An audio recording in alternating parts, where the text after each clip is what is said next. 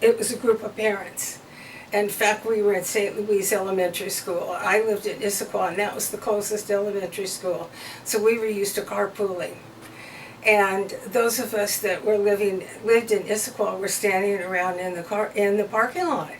And we went, well, what do we do for high school once the children graduate from elementary school? And our only choice was to drive into Seattle.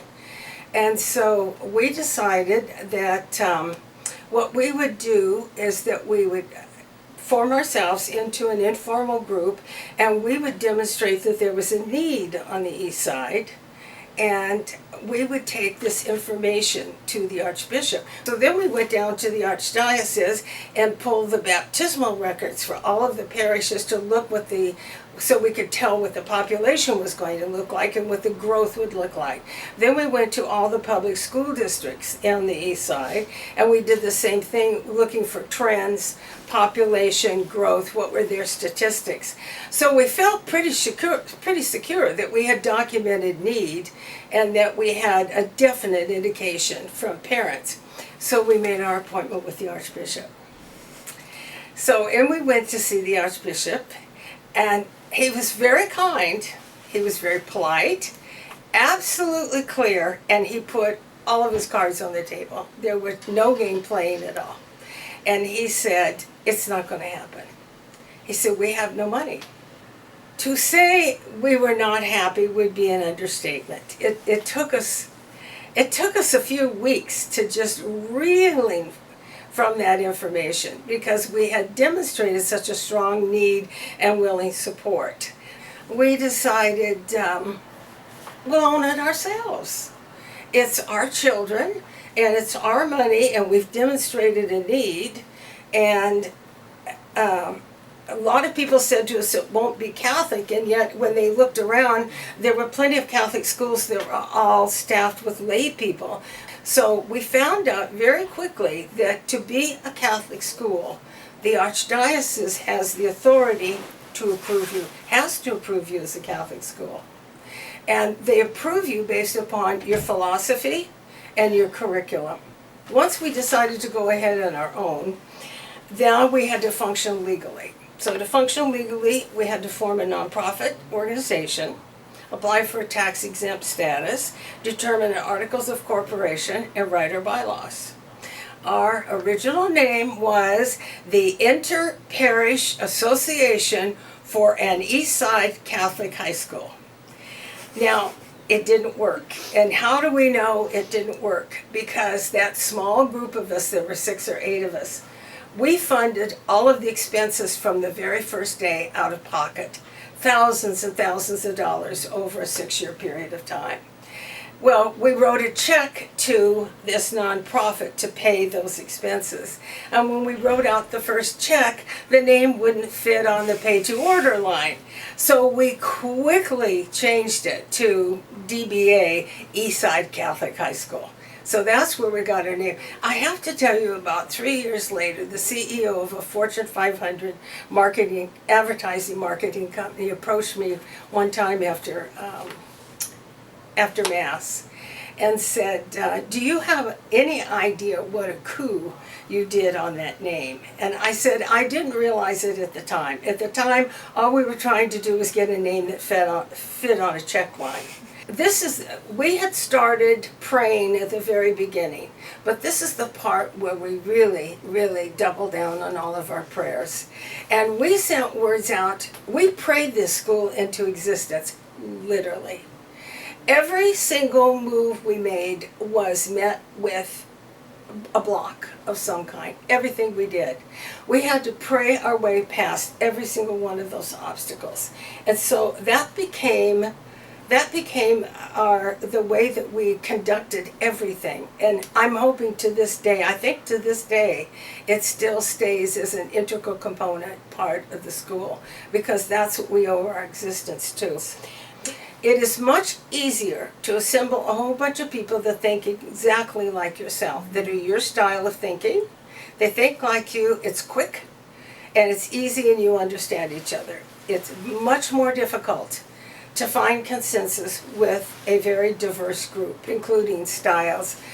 Everybody had their own idea of what a Catholic school should be, ultra conservative to ultra liberal. We had the full everything on that board.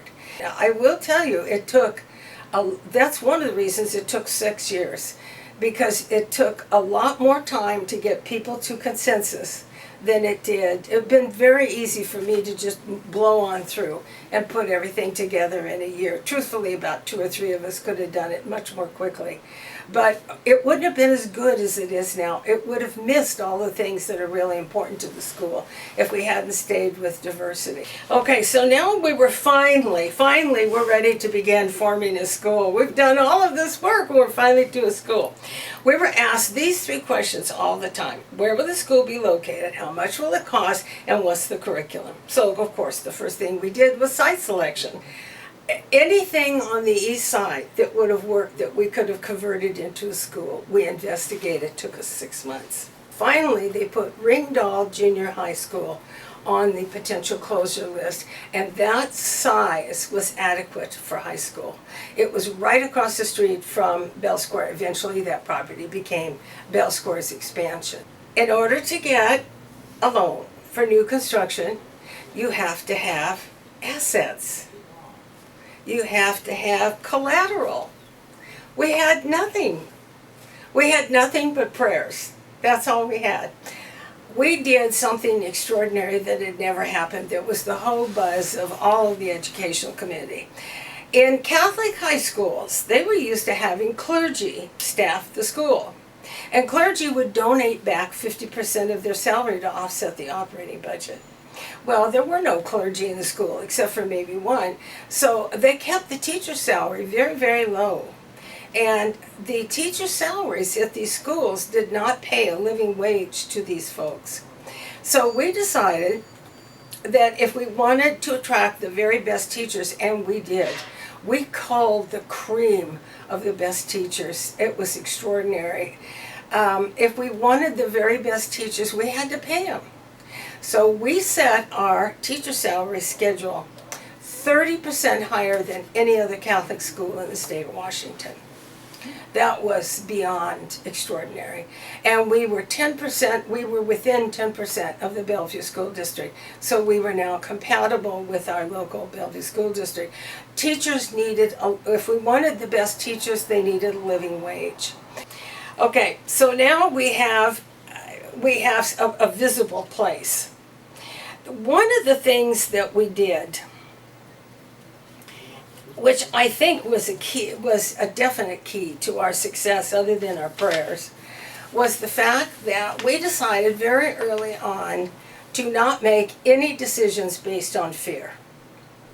Fear of the unknown, future, whatever that would be. We would make all decisions based on facts only. And we stayed with that all the way till the day school opened. And I think that's what got us through, because we just would deal with the next step was the next series of facts to be dealt with or ascertained. And so that helped us a lot. And along this way, we began the process to interview and hire a principal. Actually, we left the whole job of putting together the details of a school up to the appropriate people that knew how to do it, which was the principal and the staff and the teachers. There was a small Catholic women's college in Oregon was closing, and they sold us their library. If we could find trucks to go down there and pick up the book, that's how we got our first library. And they gave us the shelves. The Bellevue School District surplus is where we got all of our furniture. So everything all the desks and everything that we had, the only place where we had new was in the typing / going to be the computer lab. When computers weren't in yet, it was still a typing lab. We had new tables for that, and the science lab had to have new equipment. and those were the only thing that had to do. Everything else was surplus out of the different school districts in the area. The day one when school opened, when we were all standing outside, I can't tell you how exciting it was. It looked like a real school. There was a teacher in the front of a classroom, and there were desks. Some of the desks fell apart when the kids sat in them, but most of them were good. There were desks, and there were actual students in these desks. It was thrilling, because to us it had been a whole bunch of meetings and obstacles and prayers and work, and all of a sudden it looked like a real school. We had a lot of people that participated in the initial campaign out of the community just around the school, because they saw a Catholic high school as a unifier for all of the parishes. And we wanted our children to go to a school that was an integral part of the East Side, not in the style and the culture and whatever that was for us on the East Side, which is different than downtown Seattle. Other people, non-Catholics, wanted that too. They liked the identity of that culture. And so we had quite a bit of community support that had nothing to do with parents and school-age children. Father Rowan, who's I think you know as the superintendent of education, he was then a professor at Seattle U. He helped us draft our very first mission statement in a restaurant after Matt. He was the weekend assistant at St. Joseph's where I was, and we all went out for breakfast. And it's another one of those things that we wrote on the these are the napkin stories. We wrote the first mission statement on the napkin. So at that point, those of us that had been there from the beginning, we had finished the mission that we had set out to do. And we tried not to run for the door, but we were tired. We thought we would be there for 2 years. It was 6 years later.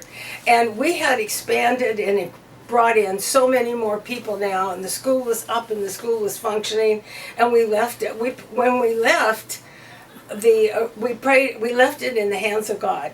And we figured, well, God guided it all. That we were able to leave easily, and that's not usually the case when founders leave an organization.